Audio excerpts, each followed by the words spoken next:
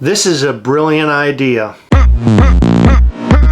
Alright, so I went on Instagram and I saw Dish Trackers. If you guys don't know who Dish Trackers is, they are a premium Funko news resource. They have all sorts of information there. They're always talking about Funko Pops and all other collectibles in between. Always showing off deals that are out there in the world, which I really like also. You can find them on Instagram at Dish Trackers and also on Twitter and Facebook. You can find them all over the place. If you don't know, now you know. Dish Trackers has been posting something that I believe is brilliant. So there are people out there that are able to find out how many Funko Pops are in stock on Funko.com at any given time. The same goes for places like Hot Topic and Walmart. There's a way of doing it. Now, I don't know how to do that. I'm not that technically savvy, but there's a way to pull it off and know the exact number of pieces that are in stock on said website. Funko.com is the one that I'm most interested in knowing. Samesies! In the past, this information was shared all the time, but it's not really shared anymore. I remember one of my friends used to kind of keep me up to speed about it way back when things were hard to get on Funko.com. But things are so easy to get now, we don't even care about how many's in stock because most of the time, we just don't give a shit. But I think Funko should make us give a shit again. I think that Funko should put the amount of stock on their website. Ooh, okay. They should post up their new Funko Pop and then tell you exactly how many are available. And this actually happens on eBay.com. Yeah. And I think Funko.com should do similar things because Funko has been talking about making less stock of each of these Funko products. And I think that's going to be a huge help to Funko because a lot of our friends have been posting photos showing us their local stores. And their local stores are stocked as At any time I post that stores are stocked, a lot of people will like to come back and say, wish my store looked like that. My store has nothing on the shelves. Well, I don't know what's going on with your store, but all the stores in my friend's area and in our local area are completely stocked up. And there's so much that they actually have to put them in other aisles. They actually have a lot at Target on like different end caps, like our personal Target. Yeah. And there's a whole aisle dedicated, like a separate aisle. There's the collectible wall that we all know near electronics. Then in the toy section, there's another collectible aisle where they have a lot of NECA stuff, especially some plushes and Funko Pops. The other day I was in the Lego aisle. I noticed that there was a Funko Pop sitting in front of an AT-AT. Somebody made a very good choice that day. They put that Funko Pop down. They bought that AT-AT. That's good. That's f***ing cool. I love myself an AT-AT. You know what an AT-AT is? Yeah. What is it? They're the big guys that look like elephants, but they don't have a trunk, but they're just mechanical. And they have really long legs. From Star Wars. That took you a long time to say it was from Star Wars. You went into elephant territory before you even said Star Wars. Yeah, it looks like an elephant. It's gray, and it has a big body, but then it has long legs. It's an all-terrain something transport. Ass transport. No, all-terrain. Oh, now this is going to drive me crazy. What does AT-AT stand for from Star Wars? Armored transport. Ah, armored. Okay, so think about it this way. If you're on Funko.com and a brand new exclusive goes up on the website, right next to it is a ticker telling you how many of these Funko Pops are left or whatever the product may be. Most likely not rewinds because Funko seems to be wanting to get rid of those. I don't think anybody likes rewinds. I mean, I know we like a couple of them, but they do not seem very popular. I like them, and I am so annoyed because I like Dorbs, and then the people said, we don't like Dorbs, so they got rid of Dorbs, and now I like rewinds, and now people are saying, I don't like rewinds. Funko has to get rid of all the stuff that isn't doing well or not selling. That's what they're doing. But listen, it would do well if people had some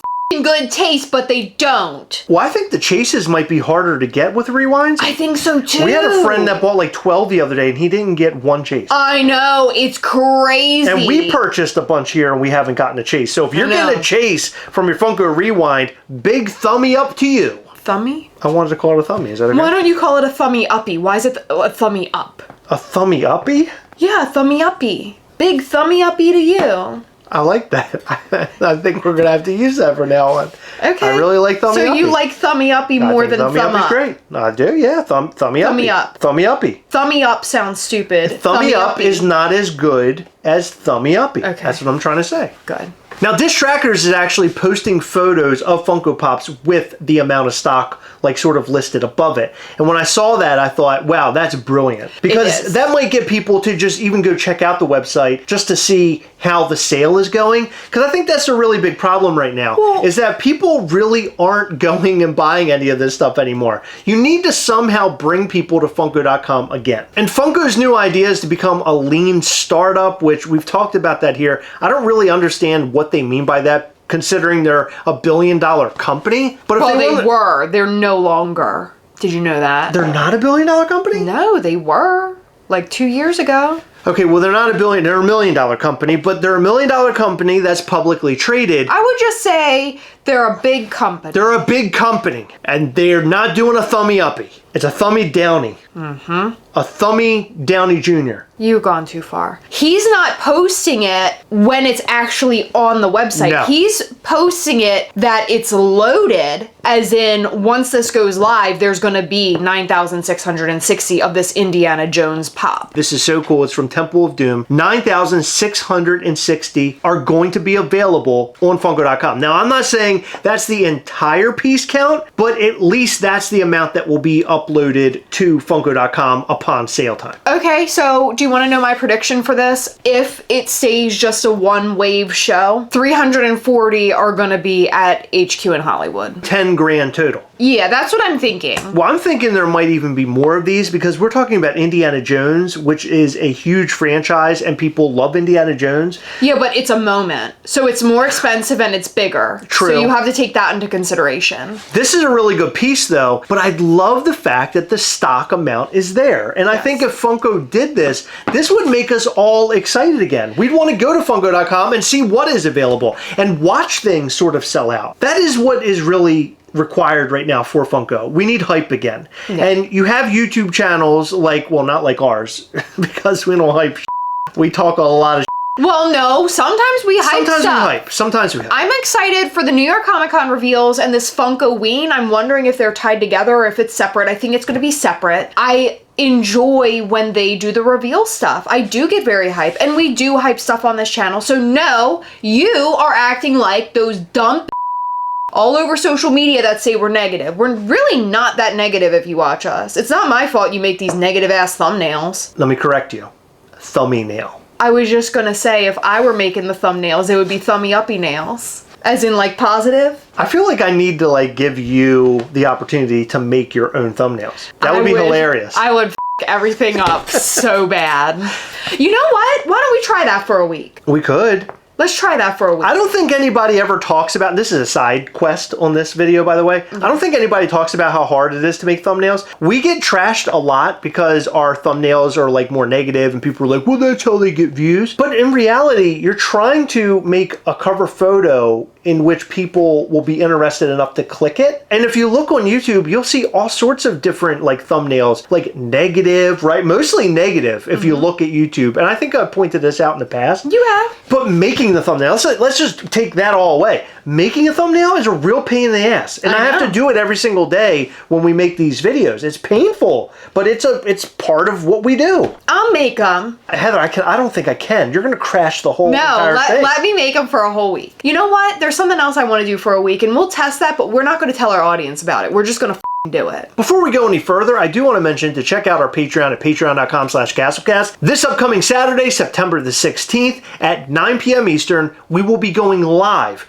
on Zoom with our patrons at level 2, 3, and 4. And we do all sorts of fun stuff there, but this weekend is probably the most important one of the entire year. Why? Because we're going to be showing you all of the New York Comic Con exclusives. We have 2 pieces that will be at the show and 1 that'll be online for those who are unable to make New York Comic Con. So it's going to be a tremendous event, and we're also going to have all sorts of prizes that we give away during that live. So don't miss out if you're a patron, and if you're not a patron, check out our Patreon at patreon.com/Gastlecast. If you need to protect your Funko Pops, head over to 7bucksapop.com. They have the best pop protectors on the market. And I do want to mention that we actually have protectors coming out for our Mischief Toys figures very soon, specifically our common variation of Ghastly and those same size boxes. Yes, but we have some other sizes in the works too. So hold on to your butts because we got a lot of stuff coming out for you guys. We have our new character for Mischief Toys coming very soon, Demonstro. We're putting together a very special video package to announce him. We think you're going to love it. And just a big shout out to our friend Nick for putting together such an awesome video. I saw bits and pieces of it, and this thing is immense. Your minds are going to be blown. If you like the stop motion from the Tiki video that was created by our friend Nick, you're going to love this Demonstro video. It is incredible. Check out MISCHIEFtoys.com. An announcement for Demonstro will be out very soon. Right now, Funko lacks the hype, the excitement. It's gone. I've noticed recently that even leaks aren't helping, and leaks used to be a really big deal when it came to the Funko community. I'm noticing that the hype for all of those things are no longer as strong as they once were, and nor are they relevant. Seeing Funko Pops all over the shelves in all these different stores, seeing all this product up on Funko.com, it's really upsetting, and we do want to see this turned around. Funko, I think you need to put on a little ticker talking about how many products you have in the shop, and also limit the amount that you're putting out. I know that's a really hard thing to do for $1 million company, but I think it's possible. I think it can be done. I think Funko can bounce back in a really big way, but they need to be very strategic, and I hope they're coming up with something behind the scenes right now, because I love making Funko videos and I want to continue making them. On the plus side, if Funko does completely crash and burn, we can just make videos about how they are just like Beanie Babies. We could at least get 2 weeks out of that. Remember the whole sticker debacle? We got like 2.5. What if we interviewed the 3 ladies from the Beanie Babies? Remember, they were like the biggest advocates? Yeah. And there was like a documentary with them? That'd be We should good. have those people on and talk about funny. how Funko is like Beanie Babies. How great would that be? That'd be fun. We need to track them down. What if we did do an interview series with them here? That'd be hilarious. They probably don't even know what the Funko is. I'm pretty sure they do. But if you guys out there know those people in any way, shape, or form, please let us know, because having an interview series with them would be seriously amazing. It would be hilarious. I do have a potential con to this whole putting the numbers up thing. If it's not selling fast enough, people are gonna not want to buy it. Possibly. We don't know what the stocks used to be. Like us personally, at least. True. Like at the height of things when things are like not selling out. Like, are they putting up 30,000 of each? Are they putting up like 20,000? Is it like 15,000? Like, what is that number? So we're not going to know what numbers matter until we actually start seeing more of this, if we do. And what if people just don't go after something unless it's 10K or below? What if people don't go after anything unless it's like 7K or below?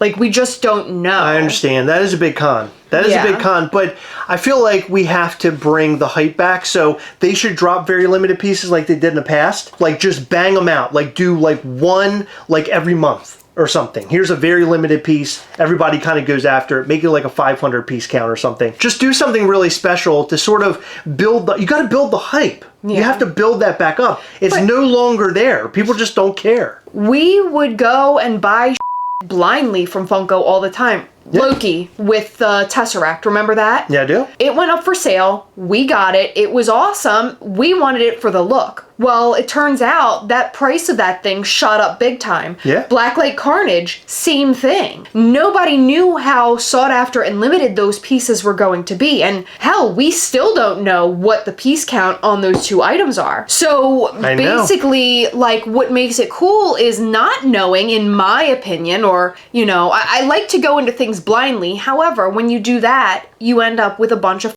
commons that are more or less worthless. What would make collectors happier? Would it be knowing the piece count before you purchase? If they do show you the piece count, are they able to do like more waves in the future? You know what I mean? Yeah. No, like, I mean, how awesome would it be to know how many of those Lokis existed? It would be great. Right? So knowing all of those things, all that information, I think that's really important. See, Funko sort of steered away from being this collectible company, limited edition company. They just started making all sorts of stuff, and they became a toy brand, which is not who they are.